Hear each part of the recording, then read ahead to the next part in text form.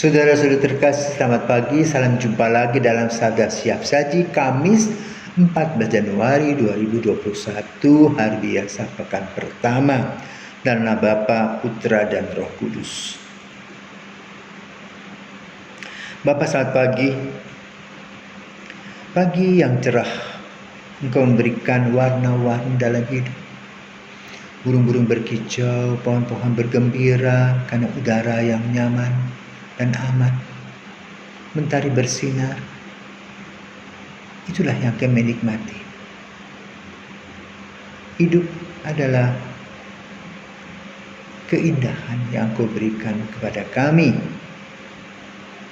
Namun di sela-sela kehidupan ini, kadang penyakit datang menghadang, membuat kami berpikir ulang apa arti hidup. Kadang nyaris asa hilang karena penyakit,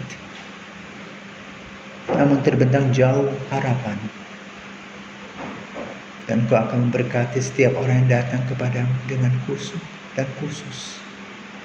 Sebagaimana diuraikan dalam Injil pada hari ini, seorang kusta yang datang kepadamu untuk penyembuhannya. Biarlah kami juga datang kepadamu ya Tuhan, agar kami yang sakit ini, sakit kusta rohani, Kau sembuhkan, sehingga kami dapat melihat dan merasakan kehadiran dan kehendak-Mu dalam kenyataan hidup kami sehari-hari, demi Kristus Putra-Mu dan pengantara kami kini dan sepanjang masa. Amin. Tuhan bersamamu dan bersama roh-Mu. Inilah Injil Yesus Kristus menurut Markus. Dimuliakanlah Tuhan. Sekali peristiwa, seorang sakit kusta datang kepada Yesus. Sambil berlutut di hadapan Yesus, ia mohon bantuannya. Katanya, "Kalau Engkau mau, Engkau dapat mentahirkan aku." Maka tergeraklah hati Yesus oleh belas kasihan. Lalu ia mengulurkan tangannya, menjamah orang itu dan berkata kepadanya, "Aku mau, jadilah engkau tahir." Seketika itu juga lenyaplah penyakit kusta orang itu dan ia menjadi tahir. Segera Yesus menyuruh orang itu pergi dengan peringatan keras, katanya, "Ingatlah, janganlah engkau memberitahukan hal ini kepada siapapun, tetapi pergilah, perlihatkanlah dirimu kepada imam, dan persembahkanlah untuk pentahiranmu persembahan yang diperintahkan oleh Musa sebagai bukti bagi mereka." Tetapi orang itu pergi memberitahukan peristiwa itu dan menyebarkannya kemana-mana, sehingga Yesus tidak dapat lagi terang-terangan masuk ke dalam kota. Yesus tinggal di luar kota di tempat-tempat yang sepi, namun orang terus juga datang kepadanya dari segala penjuru. Demikianlah Injil Tuhan, terpujilah Kristus. Saudara, bagaimana kalau pada zaman ini Yesus ada? Pasti viral. Contoh kecil, berita yang menyakitkan tentang kecelakaan pesawat Sriwijaya membuat hati kita sesak napas.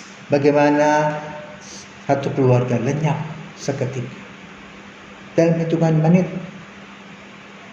Pada mereka mempunyai rencana-rencana yang indah untuk berjumpa dengan keluarga-keluarga yang lain, untuk silaturahmi, pulang dari rantau, tapi ternyata tinggal nama. Saudara, hari ini kita mendengar tentang kusta. Penyakit kusta pada zaman Yesus amat menakutkan, seperti pada zaman kita di sini. COVID-19. Kalau dikatakan si anu kena COVID, apa yang kita lakukan? Jangan dekat-dekat. Dan bagaimana para pastor kalau mendekat kena COVID, meninggal? Maka diberikan satu hukum, boleh memberikan absolusi dari tempat yang jauh. Juga boleh memberikan absolusi ketika seseorang mengatakan, "Pastor, aku mengaku dosa ya."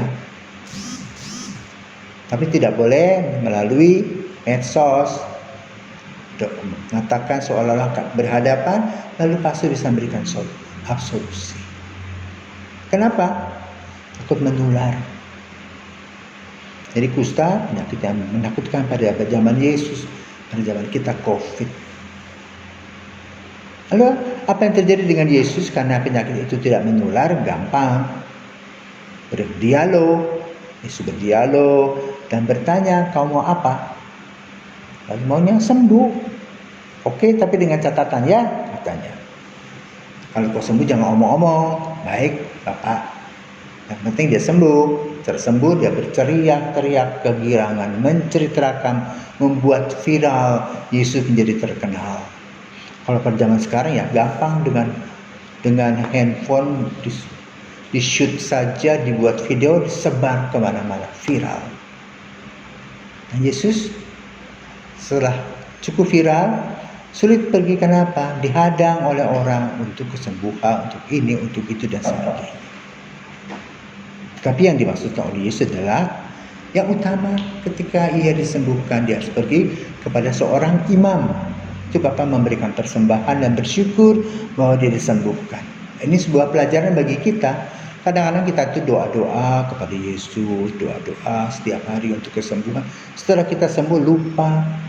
Kita berdoa untuk mendapatkan rezeki. Ketika rezeki datang ya lupa berdoa to say goodbye sama Yesus. Nah, Yesus mengajar kepada kita agar kita tetap peka, sensitif, tahu berterima kasih kepada Tuhan, dan juga tahu mempersiapkan diri untuk segala sesuatu, dan juga tahu diri. Kalau nggak usah diomong, diam. Tapi tidak berteriak-teriak seperti orang kusta ini. Ini disebabkan sebetulnya karena sukacita yang luar biasa. Dengan kata lain, dengan penyembuhan Yesus memberikan kepada orang kusta ini keleluasaan, bisa bergaul kembali, bisa bercanda dengan teman-temannya. Dulu jangan harap orang lihat dia kusta, orang bisa lempar dengan batu. Maka dengan kata lain, dengan penyembuhannya dari kusta, Yesus membebaskan orang ini dari belenggu kehidupannya. Dan marilah kita juga yang berpenyakit kusta rohani, sering mengalami kesulitan yang kita buat, lalu kita salahkan orang lain. Mari kita merefleksi diri, melihat kembali, mengurai kembali langkah-langkah kita dan kesalahan-kesalahan yang telah kita lakukan, dan kita perbaiki. Kita datang kepada Yesus agar kita mendapatkan kekuatan, agar kita mau bertobat dan menyatakan betul semua hal yang buruk itu aku lakukan, bukan orang lain. Dan inilah kerendahan hati. Maka dalam proses penyembuhan ini begitu banyak nilai yang diberikan oleh Yesus kepada kita. Pertama, motivasi orang kusta ingin sembuh. Kedua, ada tata caranya dilakukan. Ketiga, bagaimana dia dilepaskan dari belenggu kesulitan. Dan dia yakin dan percaya tanpa Yesus hidupnya sia-sia. Bersama dengan Yesus hidupnya berdaya guna. Semoga kita diberkati dan marilah kita berdoa. Tuhan Yesus Kristus, Engkau luar biasa. Engkau telah mendengarkan doa orang kusta untuk disembuhkan. Dengarkanlah doa kami orang kusta rohani ini, agar kami memperbaiki diri dari hari ke hari, untuk tidak sombong, melainkan rendah hati, untuk berani berbuat, tidak hanya menonton saja. Biarlah cinta-Mu yang besar hadir di dalam kehidupan kami, sehingga kami juga menjaga hati kami, hati orang lain, agar semuanya mendapatkan kebahagiaan di dalam Engkau, kini dan sepanjang masa. Amin. Selamat pagi.